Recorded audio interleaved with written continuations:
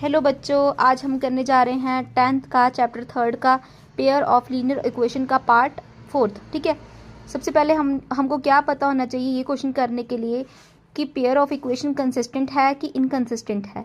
जब हमें ये दोनों में से एक चीज़ पता लग गई, ठीक है, अगर कंसिस्टेंट आया आंसर तो उसका ग्राफ बनेगा, अगर इनकंसिस्टेंट आया तो उसका ग्राफ नहीं बनेगा। ठीक है। फिर अगर किसी को नहीं पता तो ये 3 फॉर्मूले पता होने बहुत ही ज़रूरी है इस चैप्टर के लिए। अगर इंटरसेक्टिंग लाइन कौन सी होती है, अगर आए a1/a2 not equal to b1/b2 not equal to c1/c2, उसका आंसर क्या आता है? Consistent pair of equation. Coincident line का सारे इक्वल होते हैं, ठीक है, consistent pair of equation. Parallel line पे एक दूसरे के दो इक्वल होते हैं पर third one is not equal, ठीक है, उसका आंसर आता है इनकंसिस्टेंट पेयर ऑफ इक्वेशन। ये मैं आपको सभी को बता दिया। ठीक है। अब क्या है, अगर किसी का कंसिस्टेंट आया आंसर तो ग्राफ बनेगा, जिससे पहले दो का क्या बनेगा? ग्राफ बनेगा। अगर हमारा दोनों कंसिस्टेंट कहाँ से पता लगेगा? अगर कोई लाइंस इंटरसेक्टिंग हुई या फिर कोइंसिडेंट लाइंस हुई, पैरेलल का ग्राफ नहीं बनेगा। ठीक है। फिर देखो सम क्या है, सम हमारे पास ये आ गया। ये किसकी वैल्यू होती थी? a1 की।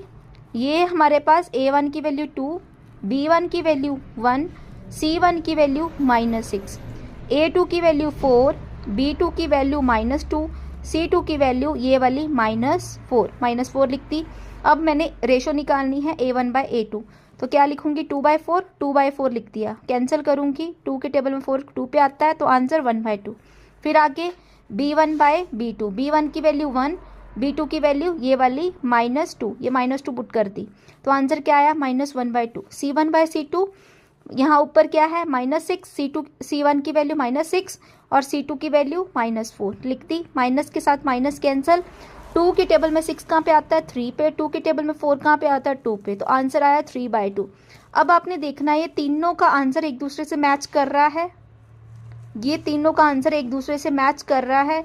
ये मैच नहीं कर रहा, क्यों? क्योंकि इसमें आंसर 1/2 आया और इसमें -1/2 आया, ये खास ख्याल रखना है। ठीक है। और इसका 3/2।